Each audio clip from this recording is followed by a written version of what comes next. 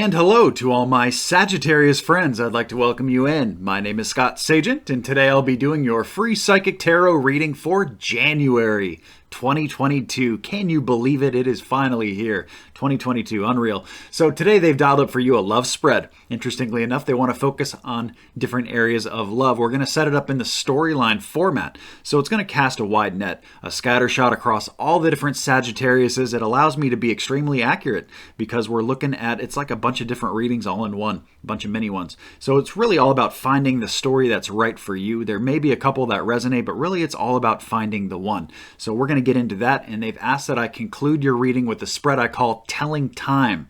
This is an interesting spread that gives you time windows for 2022, something they want you to pay a lot of attention to and perhaps not miss an event for. So that's what we're going to get into. The cards are already shuffled. We're going to get right into it.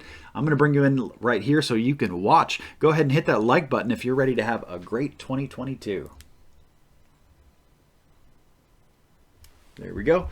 What I'm doing now are my ritual cuts. Basically cuts each deck into 3 different pieces and puts it back together in a separate order.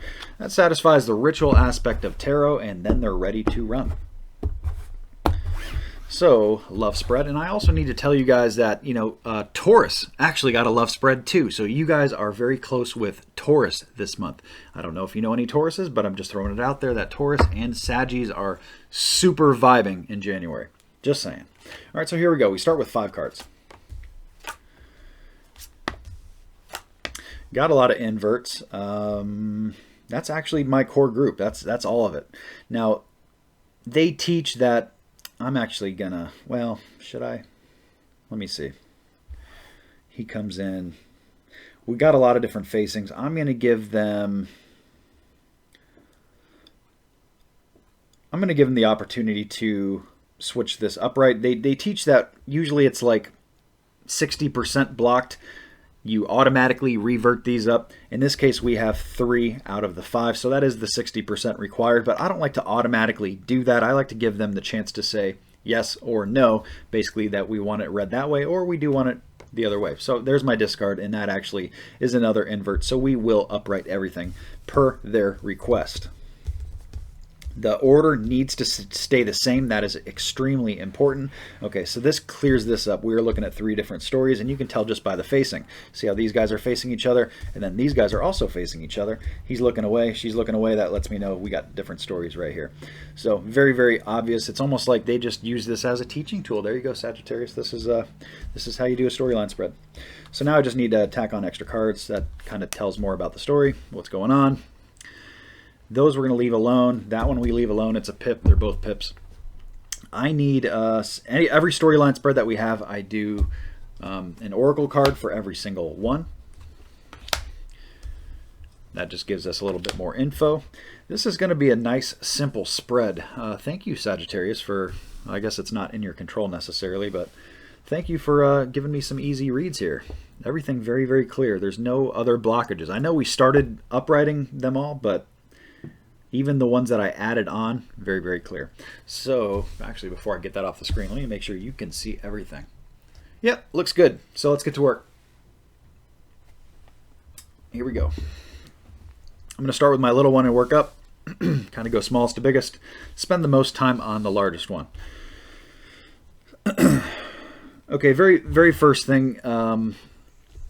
Before I get into story number 1, I also need to tell you guys that at the end of this video, it's going to autoplay into the next video, which I call quadrants. This is a very, very deep dive into divination. This is the only time that I forecast for the entire year. It's worth checking out. I do it by sign. So we're going to be forecasting everything for Sagittarius for the next 12 months in that video. So definitely worth checking out at the end here. So here we go. Storyline number 1. Sagittarius, this is for those Saggies that are a little bit beaten up, or, the card is physical abuse or injury.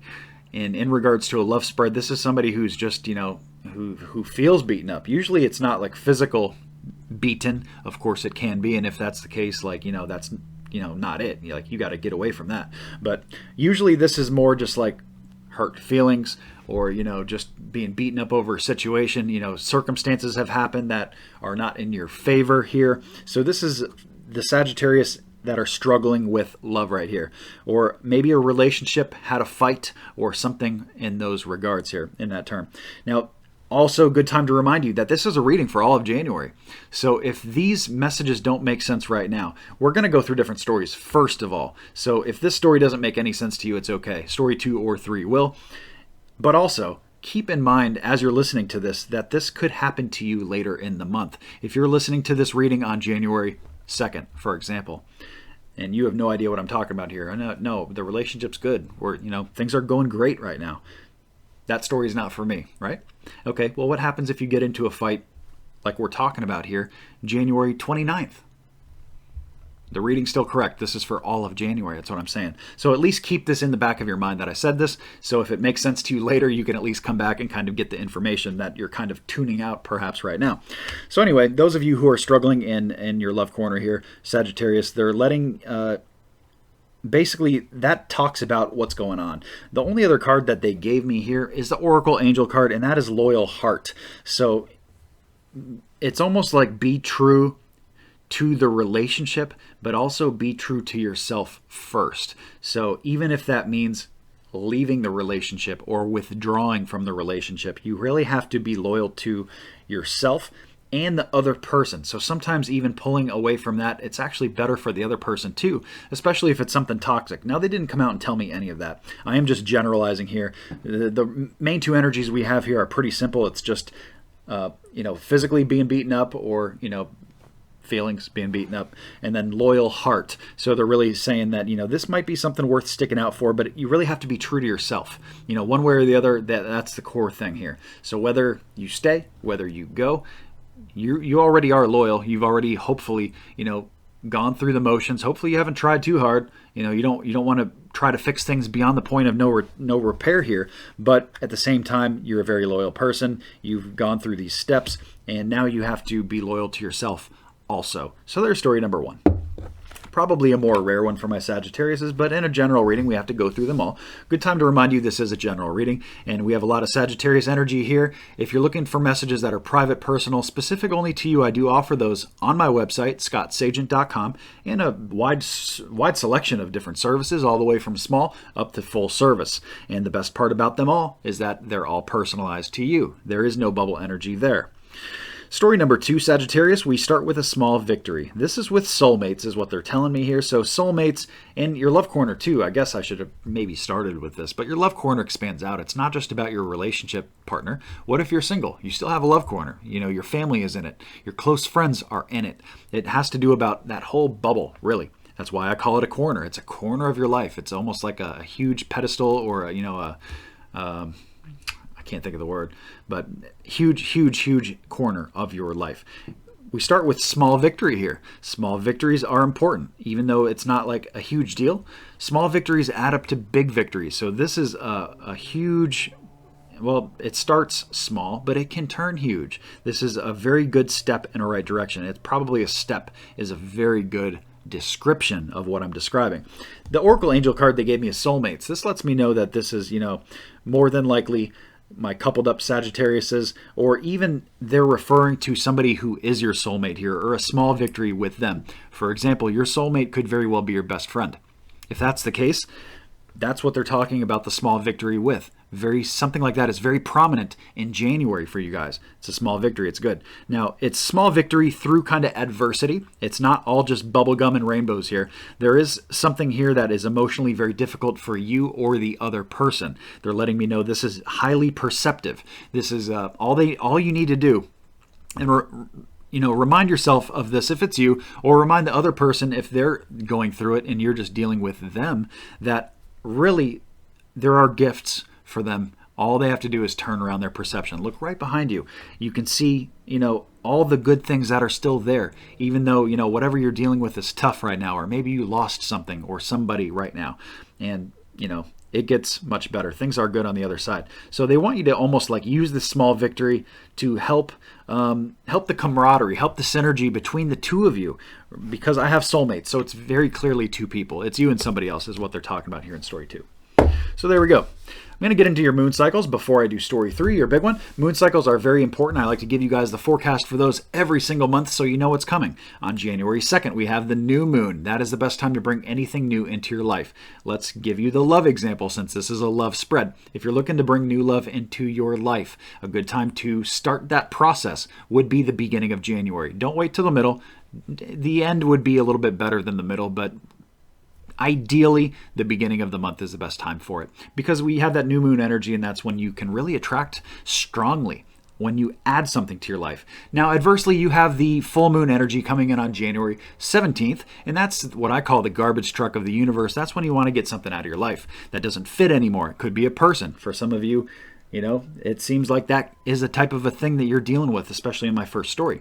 Perhaps if that's a toxic definition I gave you. And, the other thing with the full moon energy is it's not just people. It could also be stuff. Let's say you have to clear out a garage or a closet or do some kind of project where you got to get things out of your existence, like physically. It could also be people. It could also be habits. It could also be emotional baggage. Let's say, you got some work to do on yourself and you got to get some bad habits out of your life. Very, very well placed in the middle of the month. And when you do that, the chance of it sticking is much better because you're just working with the lunar energies that are already there. So there's your moon cycles. Let's get into story 3 here for you. Story 3, we move that there.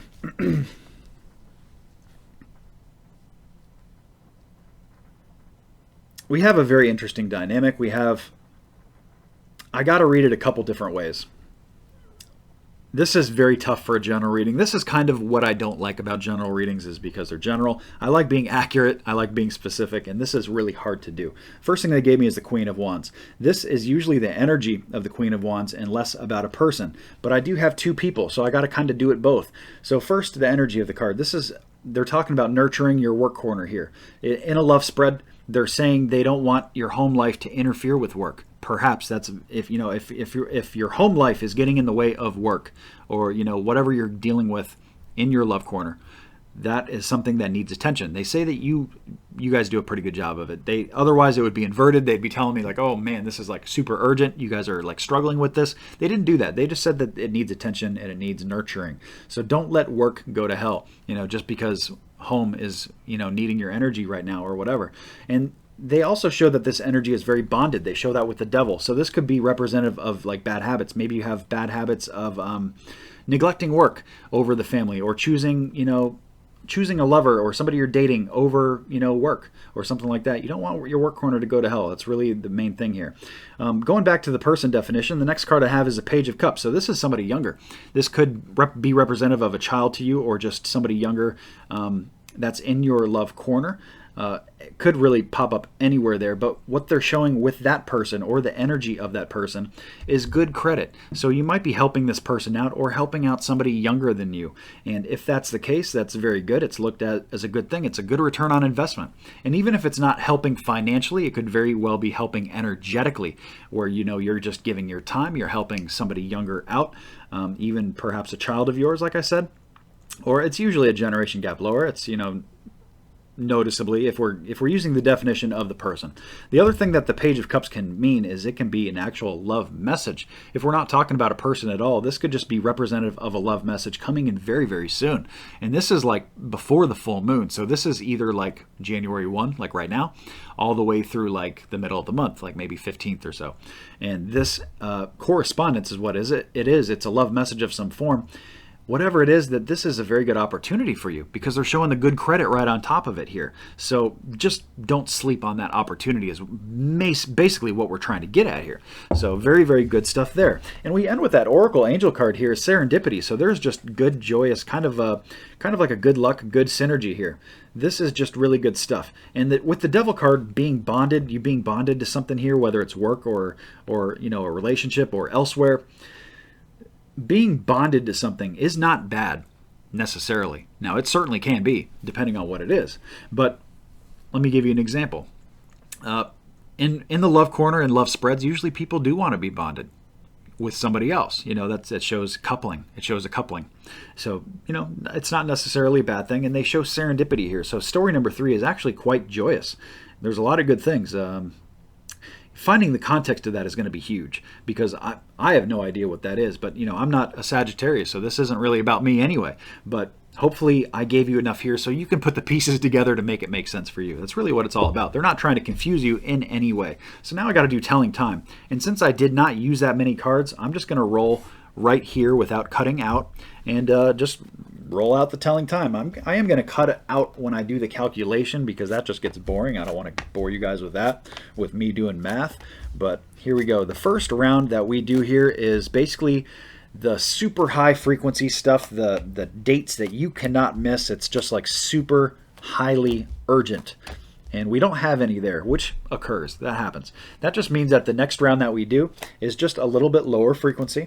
It's a little bit more fluid of a time window.